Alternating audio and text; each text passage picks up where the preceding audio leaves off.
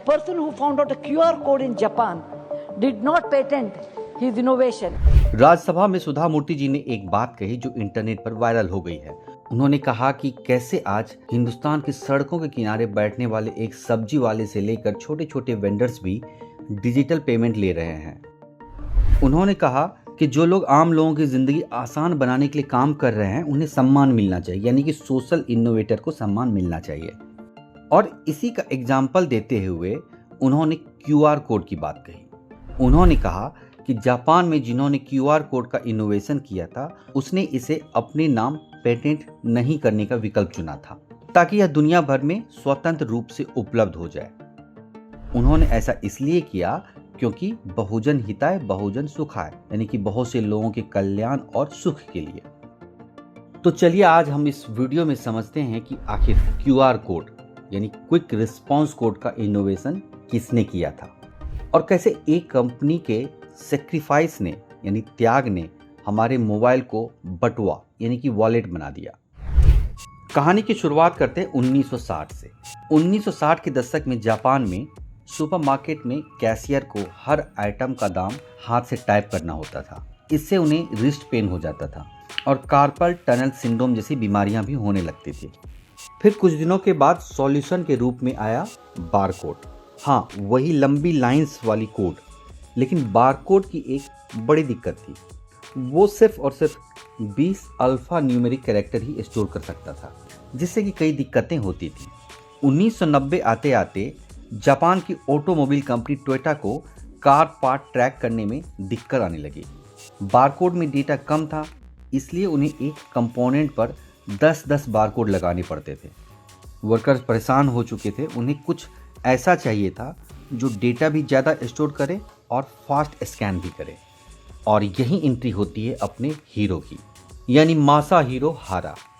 जी हाँ, मासाहिरो हारा टोयोटा की सब्सिडी कंपनी डेंसो वेव में काम करते थे और इसी कंपनी के वर्कर्स बारकोड से परेशान हो चुके थे। लिहाजा मासाहिरो हारा को जिम्मेदारी दी गई कि एक नया कोड बनाओ ताकि ये परेशानी दूर हो सके। चूंकि नए कोड बनाने की जिम्मेदारी मिली थी, इसलिए मासाहिरो के दिमाग में दिन रात कुछ न कुछ चल रहा था।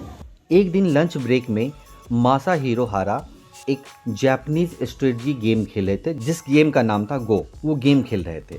उसी गेम में बोर्ड पर काले और सफ़ेद पत्थरों यानी कि ब्लैक एंड व्हाइट स्टोन्स को देखकर उनके दिमाग में ये ख्याल आया, यानी यूं कहें कि ब्लैक एंड व्हाइट स्टोन्स को देखकर कि उनके दिमाग की बत्ती जल गई और उन्होंने सोचा बारकोड सिर्फ 1D यानी 1 डायमेंशन का है, और अगर हम कोड को 2D यानी 2 डायमेंशन कर दें, यानी ऊपर से नीचे और दाएं से बाएं तक। सोचना आसान था लेकिन करना मुश्किल। सिर्फ कोड को 2D या चौकोर बना देने से काम नहीं चलने वाला था।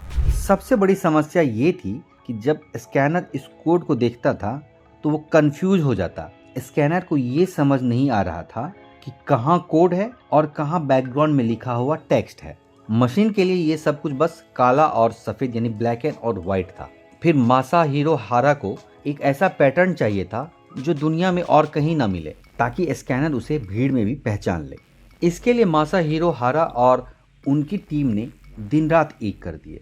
उन्होंने हजारों न्यूज़पेपर्स, मैगजीन और फ्लायर्स को स्कैन किया। वो ये ढूंढ रहे थे कि ऐसा कौन सा रेशियो, कौन सा अनुपात है जो प्रिंटिंग की दुनिया में सबसे कम इस्तेमाल होता हो। और काफ़ी रिसर्च के बाद उन्हें वो गोल्डन रेशियो मिल गया। ये वही पैटर्न्स है जो आज आपको क्यूआर कोड्स के 3 कोनों यानी 3 कॉर्नर्स पे वो बड़े स्क्वायर बॉक्सेस के रूप में दिखता है।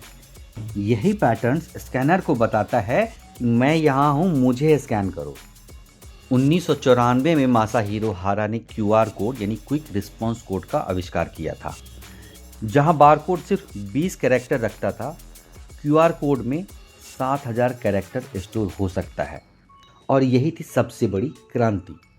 डेंसो वेब चाहती तो क्यूआर कोड पर स्ट्रिक्ट पेटेंट लगा सकती थी, हर स्कैन पर पैसे मांग सकती थी, और अगर वो ऐसा करते तो शायद आज हम हर दुकान पर या हर छोटे छोटे नुक्कड़ पर क्यूआर कोड नहीं देख पाते। लेकिन मासाहिरो हारा और उनकी टीम ने फैसला किया कि वो पेटेंट राइट होल्ड करेंगे, लेकिन उनका इस्तेमाल नहीं करेंगे, यानी रॉयल्टी फ्री रखेंगे।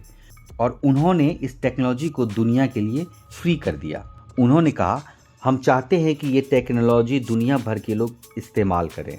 और इसी ओपन सोर्स मेंटेलिटी ने दुनिया बदल दी। मासाहिरो हारा जब खुद इंडिया आए थे तो वो ये देख कर के हैरान रह गए थे कि उनकी इन्वेंशन का इतना बड़ा इस्तेमाल कार फैक्ट्री में नहीं है, बल्कि इंडिया की सड़कों पर हो रहा है। तो ये थी क्यूआर कोड की कहानी। अगर आपको ये जानकारी अच्छी लगी तो वीडियो को शेयर करें और कमेंट भी करें। मिलते हैं अगले वीडियो में, तब तक के लिए धन्यवाद।